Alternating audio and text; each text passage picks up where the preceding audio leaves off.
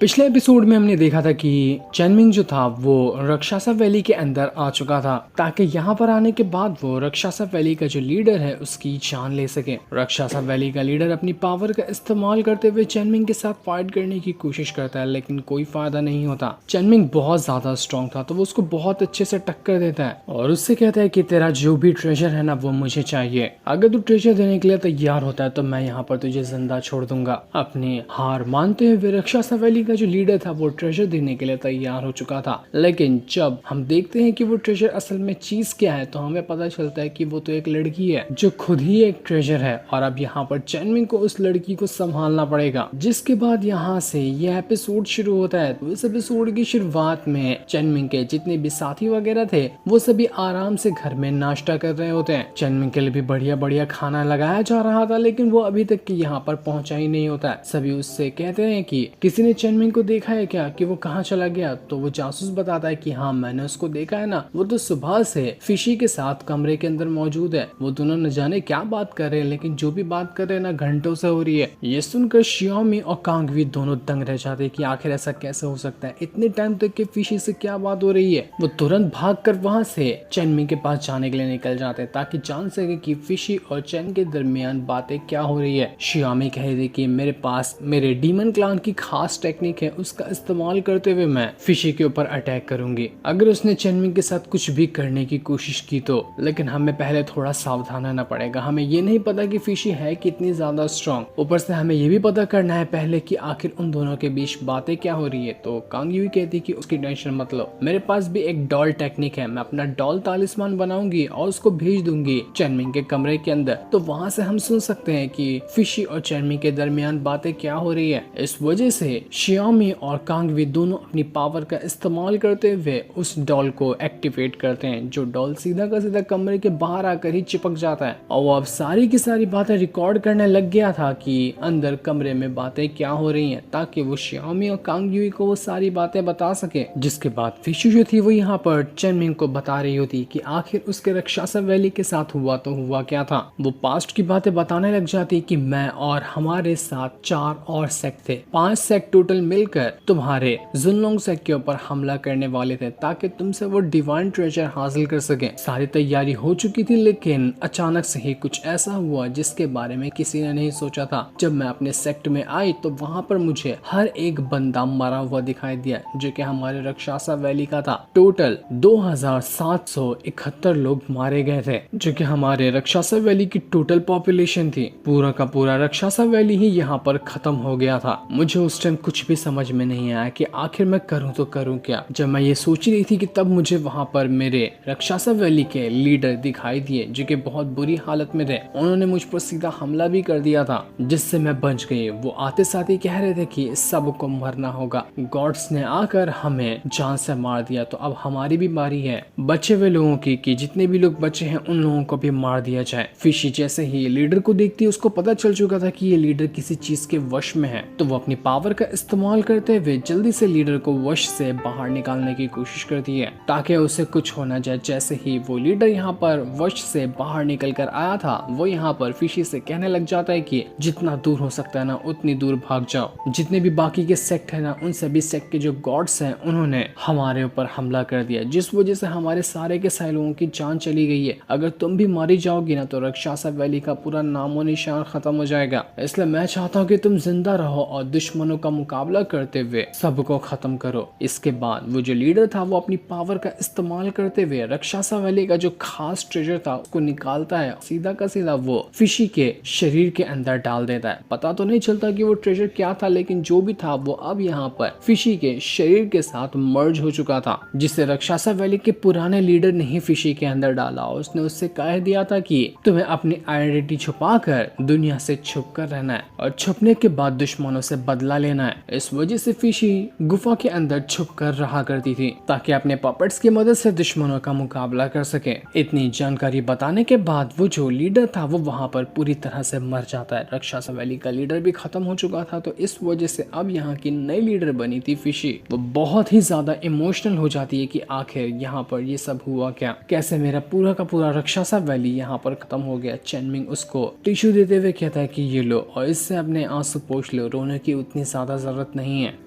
मैं हूं ना तुम्हारे साथ, जिसने भी कुछ ऐसी हरकत की होगी मुझे उनके बारे में पता चलता है तो मैं उन लोगों को नहीं छोड़ूंगा। कियान भी चेनमिंग से कहने लग जाती कि चेनमिंग, तुम्हें समझ में आ रहा है क्या आखिर ऐसी कौन सी वजह रही होगी जो इनके बेचारे रक्षासा वैली को पूरी तरह से खत्म कर दिया गया? क्या बिगाड़ दिया था रक्षासा वैली ने उन दुश्मनों का जिस वजह से इतना बड़ा कांड कर दिया उन लोगों ने? तो चेनमिंग कहता है कि बिना मतलब के तो कोई किसी को इस तरह से नहीं मारता। मुझे लगता है कि रक्षासा वैली के पास कुछ ऐसा था जो कि बाकियों को चाहिए था और उसी चीज को हासिल करने के लिए उन लोगों ने रक्षासा वैली के ऊपर हमला किया। हो सकता है कि रक्षासा वैली के पास भी जो ट्रेजर था ना, वो लोग उसको भी हासिल करना चाह रहे थे। उसके बाद वो आते हैं हमारे जुनलोंग सेक्ट के अंदर मेरा डिवाइन ट्रेजर लेने के लिए। यही वजह मुझे नजर आ रही है, इसके अलावा मुझे कोई दूसरी वजह नहीं लगती। लेकिन उस ट्रेजर के अंदर ऐसी खास बात क्या है जिसके पीछे इतने सारे लोग पड़ गए? तो कियान कहते हैं कि हो सकता है कि वो टेक्निक हो पपेट्स बनाने वाली, जिसकी मदद से ही रक्षासा वैली के ऊपर हमला किया गया था। क्योंकि पपेट्स बनाने की टेक्निक इतनी कमाल की है कि किसी कोने में बैठे बैठे भी ना कई सारे सेक्ट को बर्बाद किया जा सकता है पपेट्स भेजकर। तो मेरे ख्याल से हो सकता है कि उन लोगों ने रक्षासा वैली से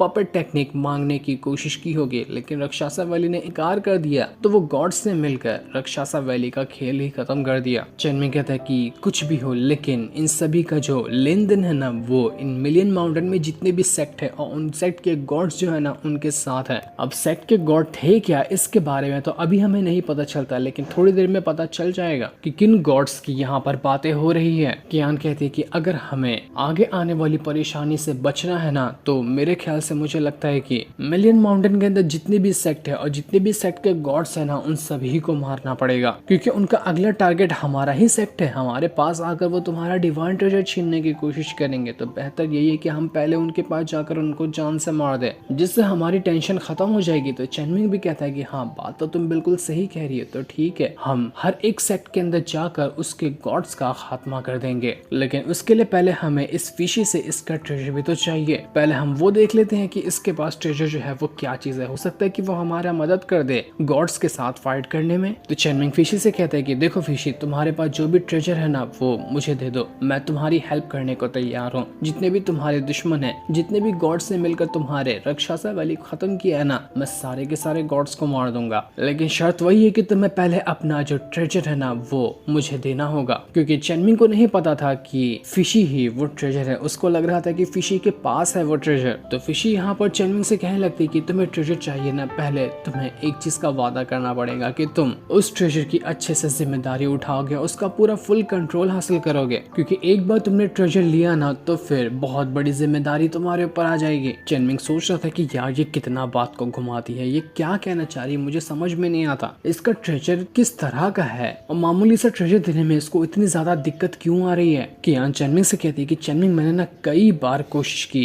छान मारने की कि इस फिशी के पास वो ट्रेजर कहाँ छुपा कर रखा है इसने, लेकिन मुझे वो चीज मिलती ही नहीं। न जाने ऐसी कौन सी जगह पे फिशी ने अपना ट्रेजर छुपा कर रखा है कि मेरे स्कैन डिवाइस से वो पता ही नहीं चल पा रहा। तो चेनमिंग फिशी से कहता है कि ठीक है, मैं जिम्मेदारी लेने के लिए तैयार हूँ, मैं पूरी तरह से जिम्मेदारी लूंगा, बस तुम वो ट्रेजर मुझे दे दो। अब मुझे पीछे नहीं हटना, मैं वो ट्रेजर देखना चाहता हूँ कि वो चीज क्या है। तो फिशी कहती है कि देखो, तुम जो कह रहे हो ना, उस पे अपने वादे पे खड़े रहना, इससे मुकर मत जाना। मैं तुम्हें वो ट्रेजर देने के लिए तैयार हूँ। तुम मेरे ट्रेजर की रिस्पेक्ट करोगे और मुझे इनकार नहीं करोगे जो भी आगे होने वाला है उसके लिए। क्योंकि आज से पहले मैंने ये कभी नहीं किया, ये जिंदगी की पहली बार है जब मैं ऐसा कुछ करने वाली हूँ। तो प्लीज मेरी इस भावनाओं की ना रिस्पेक्ट करना। चेनमिंग बेचारा कंफ्यूज कि ये कैसी बातें कर रही है, हो क्या रहा है यहाँ पर। लेकिन धीरे धीरे उसकी कंफ्यूजन जो थी वो हटने लग जाती है, क्योंकि फिश जो थी वो अपने कपड़े उतार रही थी। एक के बाद एक करते हुए वो कपड़े उतारने लग जाती। चेनमिंग पागल हो जाता है कि अरे पागल हो गया तुम, ये क्या कर रही हो? मैंने तुमसे ट्रेजर मांगा था ना, तुम अपने कपड़े क्यों उतार रही हो? ये सब क्या हो रहा है यहाँ पर? तो फिशी कहती है कि यही तो एक तरीका है ट्रेजर तुम्हें देने का। तुम्हें पता है, जब मास्टर ने मेरे अंदर ट्रेजर डाला था ना, तो मुझे तरीका नहीं बताया था कि अगर मुझे ये ट्रेजर किसी और को देना है तो मैं उसको ये कैसे दे सकती हूँ। लेकिन थोड़ी मेहनत और थोड़ी कोशिशों के बाद मुझे इस चीज का तरीका पता चल गया कि अगर ट्रेजर ट्रांसफर करना है तो उसका सिर्फ एक ही रास्ता है। और रास्ता पता है तुम्हें क्या है? तुम्हें मेरे साथ सोना पड़ेगा। जब हम दोनों एक बार फिजिकल होंगे ना, तभी मैं अपना ट्रेजर तुम्हारे अंदर ट्रांसफर कर सकती हूँ। तो इसी के लिए मैं तुमसे कह रही थी कि तुम्हें मेरी अच्छी तरह से जिम्मेदारी उठानी है। मैं अपना सब कुछ तुम्हें देने के लिए तैयार हूँ। मेरा ट्रेजर मेरी इज्जत के साथ तुम्हारे पास जाएगा, तो इसको संभाल के रखना। चेनमिंग बेचारा पागल हो गया, तो उसको वॉमिट होने लग जाता। सकते कि ये सब क्या हो रहा है, मुझसे ये बर्दाश्त नहीं हो रहा, मैं ये सब नहीं कर पाऊंगा, मुझे ट्रेजर नहीं चाहिए। बाहर खड़ी कांग युई और शियामी जब ये चीज सुनती है कि ये फिशी चेनमिंग के साथ सोना चाहती है तो उनके दिमाग में आग लग चुकी थी। वो तुरंत ही अपनी पावर को एक्टिवेट करते हुए कहने लग जाते हैं कि फिशी तेरी हिम्मत कैसे हुई चेनमिंग के साथ ऐसी बातें करने की। फिशी का अब खेल खत्म होगा, हम उसको चांद से मार देंगे। वो चेनमिंग के साथ अगर सोने के लिए सपने भी देखी तो यह हमारे सालों से पड़े हुए हैं, लेकिन हमारे सपने पूरे नहीं हो रहे। ये डायरेक्ट आकर ऐसे सपने देख रही है। पर तभी चेनमिंग बाहर निकल कर आ जाता है अपने कमरे के। फिशी उससे कह रही थी कि तुमने कहा था कि तुम्हें ये ट्रेजर चाहिए, तो तुम अभी इसको नहीं लोगे क्या? तो चेनमिंग कहता है कि हाँ मुझे ट्रेजर तो चाहिए, लेकिन अभी जो तुम कह रही हो ना वो करने के लिए मैं तैयार नहीं हूँ। मुझसे ये सब ना हो पाएगा अभी, इसलिए ट्रेजर तुम अपने पास रखो, तुम मेरे साथ ही रह जाना। जब मुझे जरूरत पड़ेगी ना तो तुम ही अपनी पावर की मदद से ट्रेजर का इस्तेमाल कर लेना, लेकिन मुझे ट्रेजर नहीं चाहिए। बेचारा चेनमिंग की तो वाट लग गई थी, वो पसीने से नहा चुका था ऐसी बातें सुनकर। इसके बाद चेनमिंग जो था वो यहाँ पर जितने भी उसके साथी होते हैं उन सभी से कहने लग जाते कि चलो तैयारी कर लो और जितने भी सामान है ना वो सारे सामान बांध लो, हम यहाँ से अब निकलने वाले हैं। सभी लोग सोच में पड़ जाते हैं कि अरे अचानक से हमें कहाँ जाना है, हमें तो कुछ भी नहीं पता कि आगे कहाँ जाना पड़ेगा हमें। तो चेनमिंग कहता है कि हम यहाँ इस मिलियन माउंटेन के अंदर जितनी भी सेक्ट है और उनके जो गॉड्स है ना सभी को खत्म करने के लिए जा रहे हैं। हर एक सेक्ट के गॉड को मार दिया जाएगा ताकि कोई भी सेक्ट आगे चलकर हमारे लिए खतरा ना बन सके। एक हिसाब से हम इस सफर पे जा रहे हैं कि पूरे मिलियन माउंटेन में जितने भी सेक्ट है ना उन सभी को अपने मुट्ठी में किया जाए। सारे सेक्ट को हम अपने कंट्रोल में करने के लिए जा रहे हैं। ये सफर थोड़ा मुश्किलों भरा हो सकता है तो इसलिए तैयारी करके चलो। वो फिशी से कहता है कि फिशी तुम्हें पता है कि इस जगह से सबसे नजदीकी सेक्ट कौन सा हो सकता है जहाँ पर जाने के बाद हमें वो गॉड मिलेगा और हम उसको मार सकते हैं। तो फिशी कहती है कि स्पार्टन सेक्ट है जो यहाँ से सिर्फ 30 किलोमीटर की दूरी पर ही है और वहाँ पर एक गॉड भी मौजूद है, तो हम वहीं से शुरुआत कर सकते हैं। अभी हमें पता चल ही जाएगा कि आखिर वो गॉड है कौन जो कि हर अलग अलग सेक्ट में रहता है। चेनमिंग के जितने भी साथी थे वो लोग एकदम ज्यादा हैरान रह जाते हैं और बड़े खुश भी थे कि वाह लगता है कि नया सफर शुरू होने वाला है। इस सफर में तो हम अपने सेक्ट मास्टर की बढ़िया वाली पावर को देखने वाले हैं। वो पूरी की पूरी जगह पर कंट्रोल हासिल करेंगे, पूरा वर्ल्ड उनके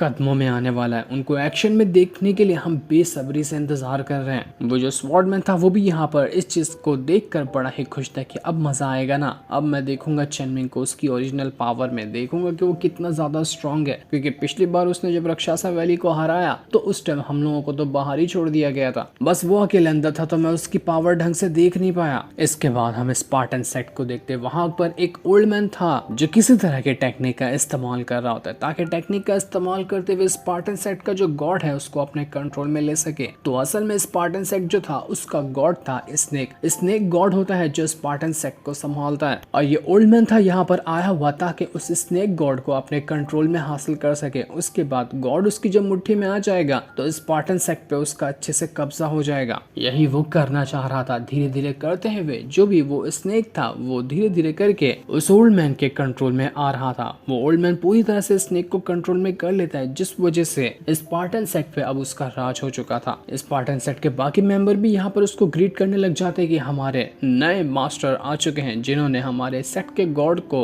अपने वश में किया। लेकिन तभी वहाँ पर धमाकेदार एंट्री मारते हुए चेनमिंग अपने सारे के सारे साथियों के साथ पहुंच चुका था। वो कहता है कि लगता है किसी नए गॉड की एंट्री हुई है तो मैं उसको एलिमिनेट करने के लिए पहुंच चुका हूँ। ओल्ड मैन कहता है कि आखिर तेरी हिम्मत कैसे हुई हमारे स्पार्टन सेक्ट के अंदर आकर घुसने की? यहाँ पर आने के बाद उल्टा तू मुझे धमकी ही दे रहा है। रुक अभी तुझे बताता हूँ कि ये गॉड की असल में पावर क्या है। तो वो उस स्नेक गॉड जो था उसको अपने कंट्रोल में लेते हुए सीधा चेनमिंग की तरफ भेज देता है ताकि वो चेनमिंग की जान ले सके। लेकिन चेनमिंग तो ठहरा उसका भी बाप, वो सीधा अपनी पावर की मदद से उस स्नेक गॉड को एक चुटकी बजाते हुए अपने कंट्रोल में ले चुका था, जिस वजह से अब जो चेनमिंग कहता वो स्नेक गॉड उसकी ही बातें मानने लग जाता। ओल्ड मैन दंग रह चुका था कि ये कैसे पॉसिबल है, मैं नहीं छोड़ूंगा इस चेनमिंग को। तो वो किसी तरह का फॉर्मेशन बना लेता है ताकि चेनमिंग को मार सके। लेकिन फॉर्मेशन बनने से पहले ही वो स्नेक गॉड जो था उस ओल्ड मैन को खा कर निगल जाता है। ओल्ड मैन का तो वहां पर खेल ही खत्म हो चुका था।